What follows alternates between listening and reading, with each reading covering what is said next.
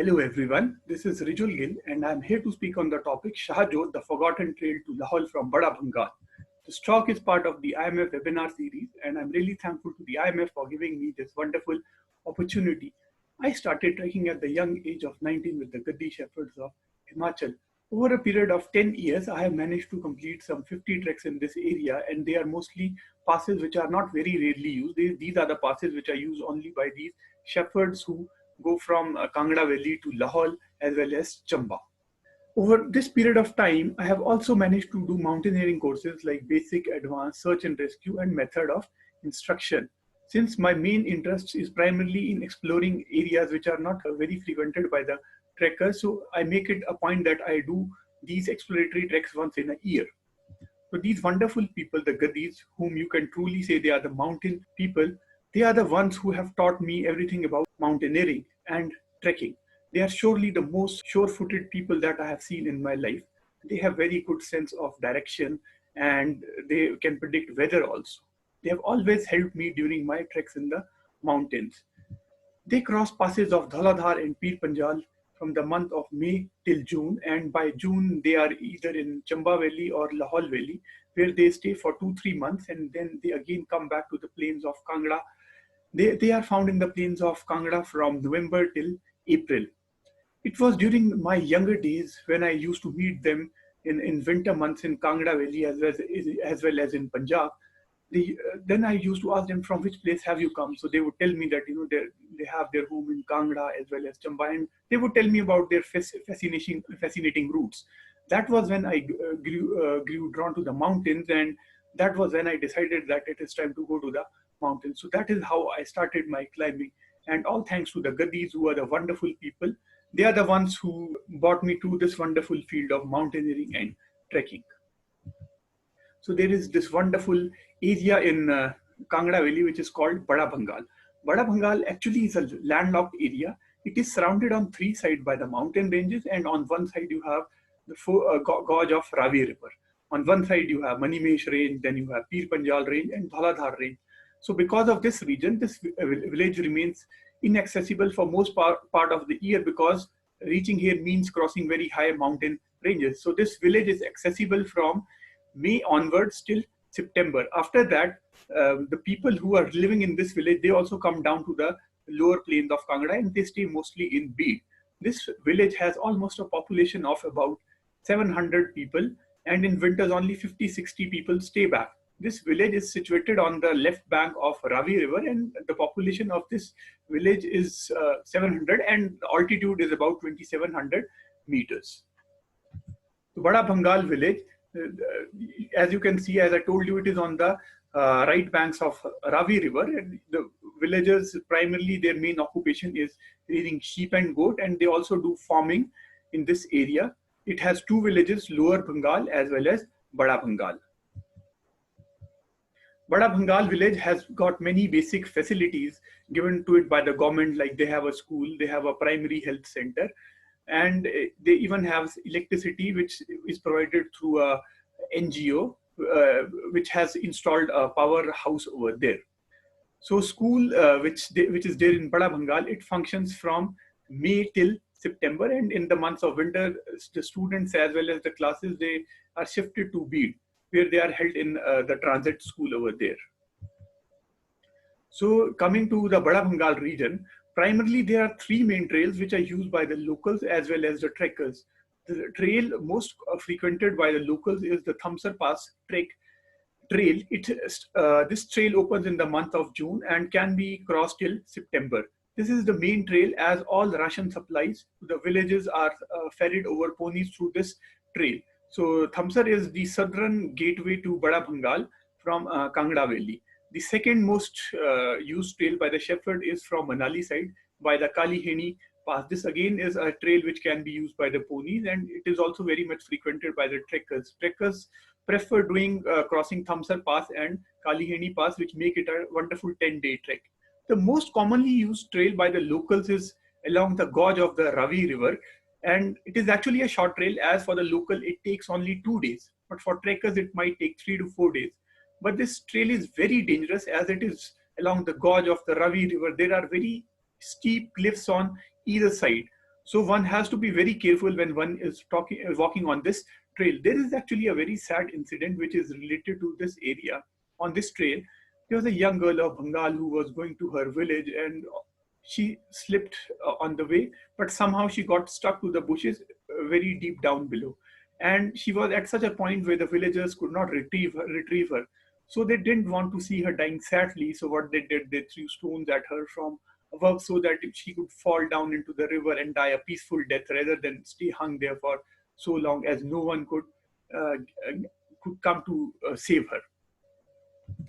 So in Bara Bhangal, as I told you, there are many passes and peaks, and there are many remote trails which are no longer used. One of them is Shah Jot, which is a 5,000-meter high pass. This pass was last used some 50 years by a shepherd who had gone to Lahaul to sell his sheep and goat. So we were lucky in a way that he agreed to accompany us because we were 4-5 people who had thought that we'll cross this pass. So in the village, we met him and he told that, he'll accompany us and show us the way to this pass. So he was crossing it after 50 years and he was 68 years and he kind of remembered that trail very much. So Shah Jot is the northern gateway to Lahaul from Bara Bhangal.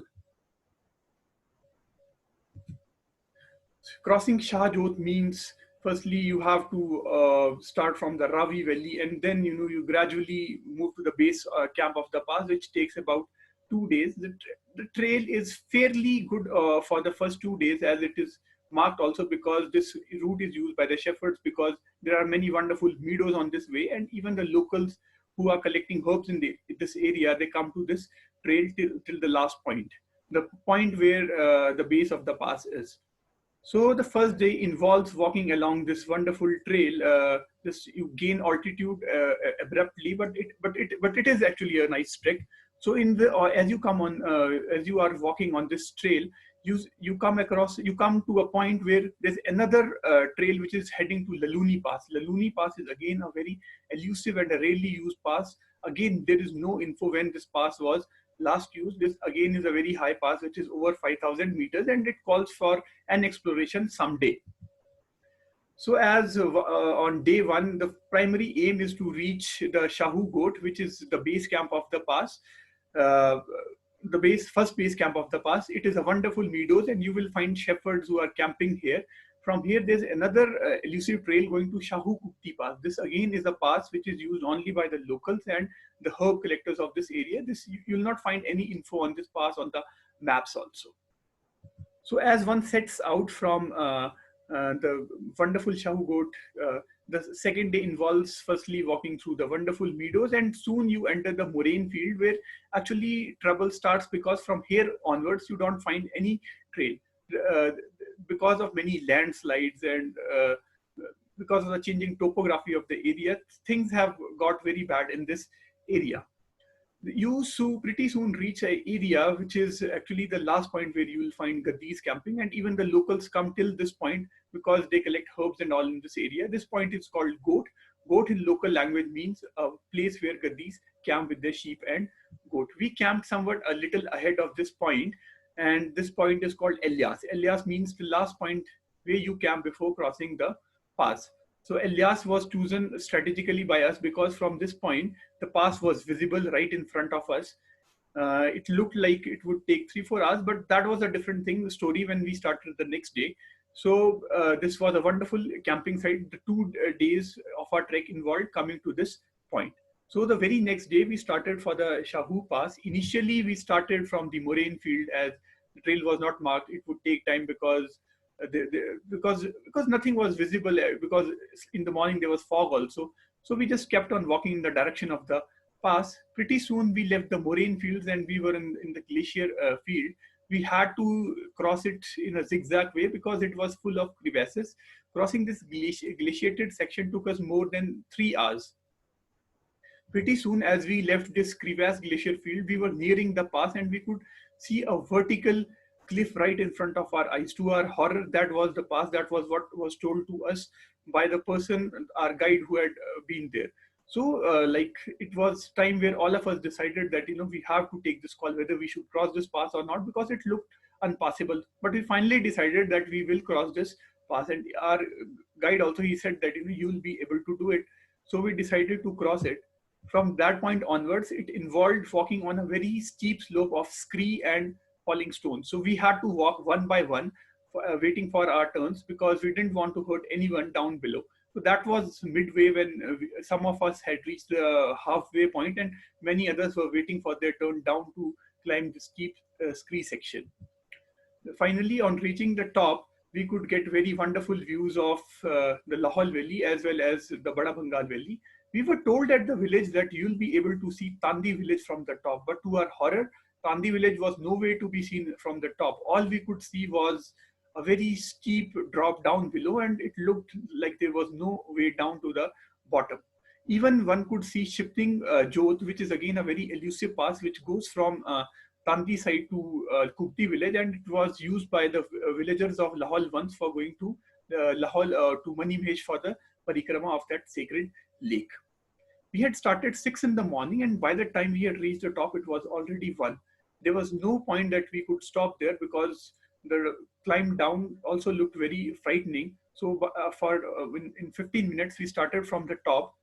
This descent down was very scary because it was involved climbing down a very steep scree slope, and you had to hold rocks so that you wouldn't fall, because a fall would ensure that you would fall down and you couldn't be found. This was how it looked.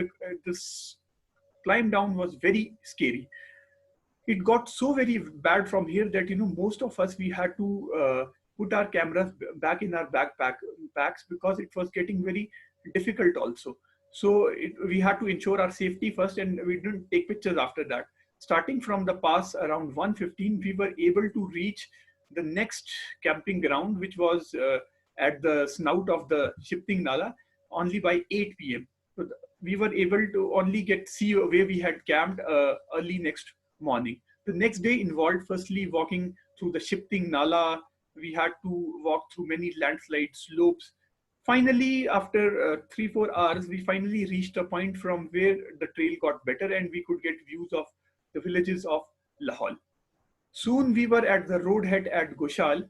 Goshal is actually a point near Tandi where Chandra and Bhaga river meet. That is when our trek finally ended. We did this trek in 4 days. This Bara Bhangal region is in fact a very wonderful region, and it has trekkers and as well as climbers, they should frequent this area as much as they can. There are 4 6,000ers in this area, out of which 3 are unclimbed. There are as many as 14 passes, out of which there is no detail of Laluni, Shahu Kupti and Garu passes. And even for trekkers who want to take it easy, you have Thamsar and Kalihini passes. So people should explore this area as much as they can. So that was it for this presentation. Thank you so much for being a part of it.